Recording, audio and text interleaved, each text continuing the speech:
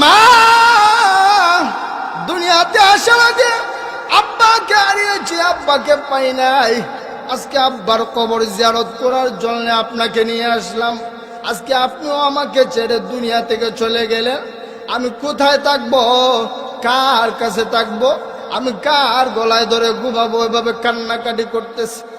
এই সময় এক পর্যায়ে রাহমাতুল্লিল আলামিনের লালন পালনের দায়িত্ব চলে আসে দাদা আব্দুল মুত্তালিবের কাছে।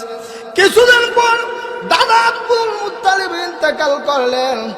এরপর দায়িত্ব চলে আসে চাচা আবু তালিবের কাছে। আবু তালিবের কাছে আসার পর তাফসীরে তাবারীর ভিতরে পাওয়া যায় রাসূল আকরাম সাল্লাল্লাহু আলাইহি ওয়াসাল্লামের বয়স যখন 21 বছর, হযরতে খাদিজার বয়স তখন 40 বছর। ওই 40 বছর বয়সের মহিলার সাথে আল্লাহ রাসূল আকরাম সাল্লাল্লাহু আলাইহি ওয়াসাল্লামের বিবাহ পড়ায়া দিলেন। আল্লাহ বলেন ওয়া ওয়াদানা আনকা উযরাক, ওগো নবীজি ওই 40 বছরের মহিলার সঙ্গে আপনার বিবাহ পড়াইয়া দিয়া আমি আল্লাহ আপনার বুকের ব্যথা দূর করে দিলাম। সুবহানাল্লাহ। এখন বলবেন 40 বছরের মহিলার সাথে বিবাহ পড়াইয়া দিছে, এতে বুকের ব্যথার সম্পর্ক কি? কথা বুঝতেছেন?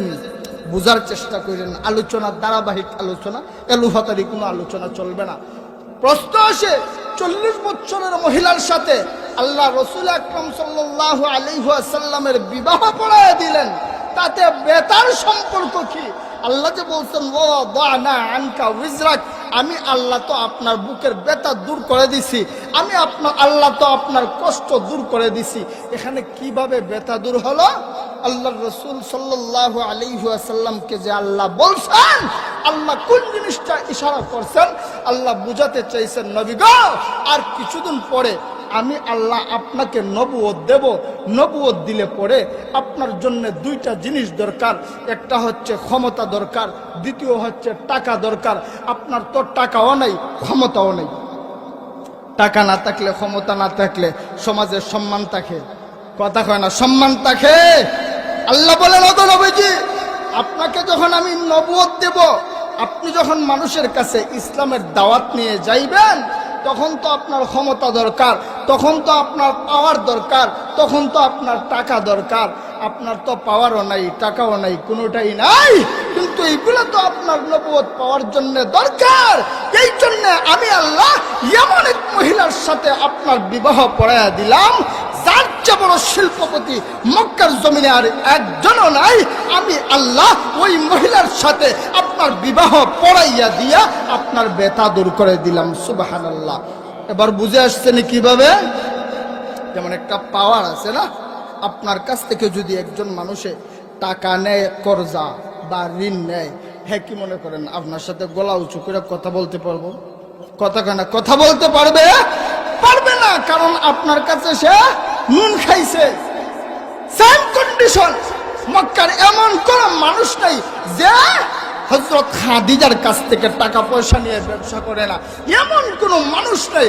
সুতরাং আল্লাহ চিন্তা করে দেখছেন, যদি খাদিজার সাথে রাসূলের বিবাহ পড়াইয়া দেয়, তাইলে এমন কোন ব্যক্তি নাই যে আঙ্গুল উঁচু করে খাদিজার উপরে কথা বলে। আমার ভাইয়েরা, আমার বন্ধুরা, ঘটনা বলা উদ্দেশ্য না। রাসূল আকরাম সাল্লাল্লাহু আলাইহি ওয়াসাল্লামের বয়স যখন আস্তে আস্তে 40 বছরে উপনীত হলো, 40 বছরে তো এমনিতে যাওয়া সম্ভব না, আলোচনা সামনে নিয়ে যাওয়ার জন্য বলছি। রাসূল আকরাম সাল্লাল্লাহু আলাইহি ওয়াসাল্লামের বয়স যখন 40, কত? 40।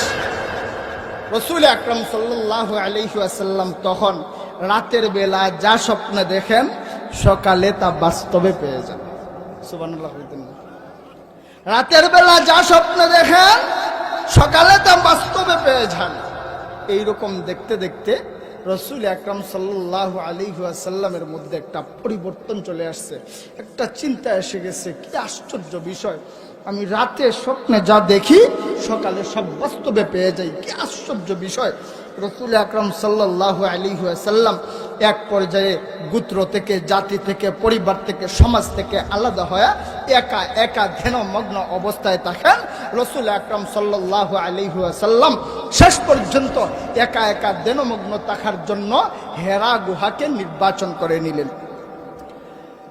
আমার ভাইয়েরা, আমার বন্ধুরা, স্বাভাবিক গতিতে দেখবেন আপনি আমি যখন একা থাকি, একা থাকলে মানুষের কার কথা বেশি মনে হয়?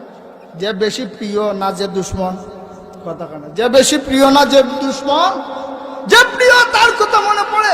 রাসূল একা একা থাকেন, আল্লাহ রাব্বুল আলামিনের ধ্যান ধারণা মনের মধ্যে আসে, আল্লাহর জিকির করেন। রাসূল আকরাম সাল্লাল্লাহু আলাইহি ওয়াসাল্লাম হেরা গুহায়, এত উঁচু জায়গা, যারা গিয়েছেন তারা বলতে পারবেন, আঁকা বাঁকা রাস্তা, হাজী সাহেবদের মুখে শোনা যায় 90% জন নাকি হেরা গুহাতে উঠতে পারে না।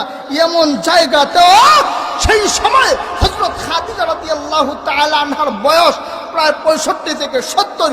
ওই জায়গায় হযরত খাদিজা রাসূল আকরাম সাল্লাল্লাহু আলাইহি ওয়াসাল্লামের জন্য 3 বেলা খাবার নিয়ে যেতেন। কত কষ্ট করে নিয়ে যেত।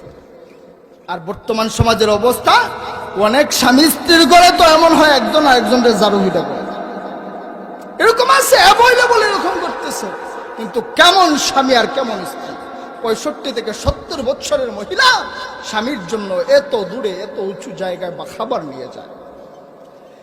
আল্লাহ নবী হাবিবে কিবরিয়া রাহমাতুল লিল আলামিন নবীজি হেরা গুহায় দেনমগ্ন অবস্থায় থাকেন। কিছুদিন পর একদিন আল্লাহর নবী রাহমাতুল লিল আলামিন নবীজি বাড়িতে গিয়ে হযরতে খাদিজাকে ডেকে ডেকে বলেন, ও খাদিজা, খাদিজা, আমি যখন প্রতিদিন বাড়িতে আসি, আমি আসার সময় লক্ষ্য করে দেখি আসমান আর জমিনের মধ্যখানে একটা নূরের মিম্বরে বসে কে যেন আমাকে ইয়া মুহাম্মদ, ইয়া মুহাম্মদ বলে ডাকে।